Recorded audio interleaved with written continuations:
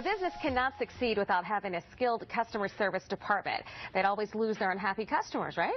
Well, our next guest says it's no different for a romantic relationship as well. Marriage and family therapist Dr. Stephanie Weiland Knarr says that in order to resolve inevitable conflicts in your love life, you need to have somewhere to file your complaints.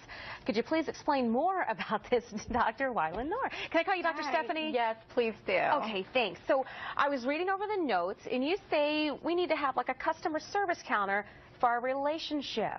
Explain what that means exactly.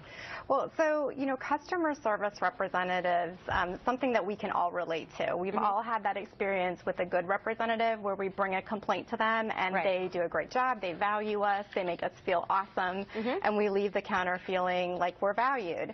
And we've also all had those bad experiences where we're upset or agitated about something and the representative does a bad job and then things escalate. So, I like to really teach people to have what I call a relationship repair counter for their romantic relationships, which is basically a customer service counter for, all their personal relationships, their significant other, but also even other family members, friends, and even coworkers. It works really well. So I picture Lucy sitting out there with her little makeshift, the doctor is in 5 cents for advice. Yeah. That's kind of what I'm picturing in a weird way. Yes. I mean, actually, the location of the relationship repair counter isn't that important. What's more important is that there's a designated time. Us human beings, we don't do very well when someone brings a complaint to us and we're surprised. Our fight-flight reaction goes off. Right. So if people know that they're going to service a complaint, it goes much better. So I like people to ask their significant other, is the repair counter open and is now a good time? And that tends to make things calmer and help people to diffuse problems and concerns. So kind of setting up a time, like say Saturday mornings at 10 o'clock. This is going to be our time that if we need to voice a complaint, that the other person is going to be around to listen. Right. I mean, it's awesome strategy. So it's definitely something I encourage couples to do is to have a designated time. I know earlier in my marriage, my husband and I know how to respond to each other's complaints and resolve them, but if we bring them up on a Friday night when we're exhausted, it tends to not go very well. So like we usually like to do Saturday or Sunday afternoons. And I think, every couple's different, so it's good to find that designated time. Right. Now, does that help in keeping the other person from being defensive? Because I find that, if somebody comes up to you and says, hey, I have a problem with the way you handled this, I think our initial response is to be like, well, you do this. Right. How do you teach us not to be defensive when somebody comes at us with a complaint?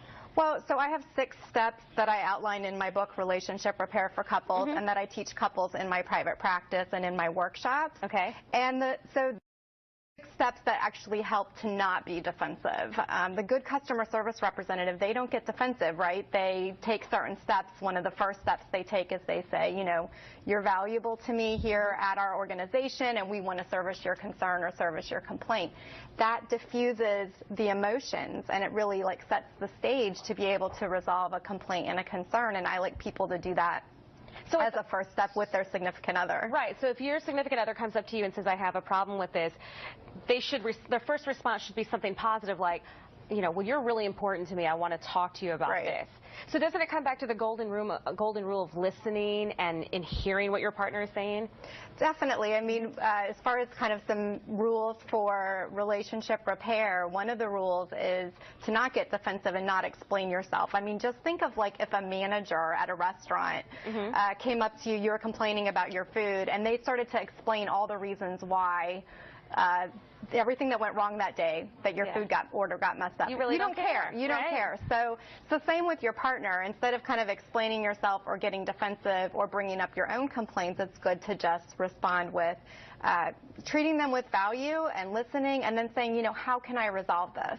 Now, is it good if you say Saturday morning at 10 o'clock, your partner's going to talk to you? When should you then piggyback on that? So, okay, we've satisfied your needs.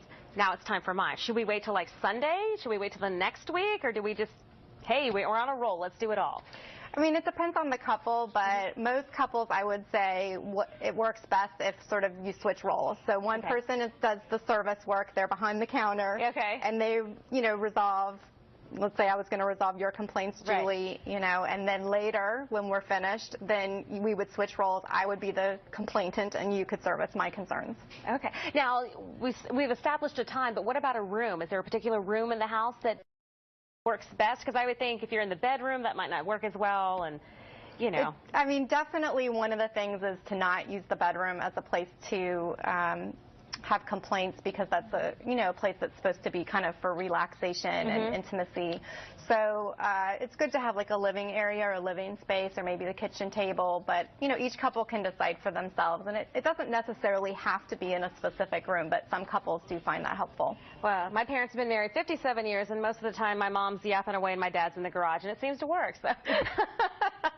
All right, yeah. Dr. Stephanie, thank you so much. Thank you for coming in. Dr. Stephanie online for more information and for more information about the book as well. Thank you.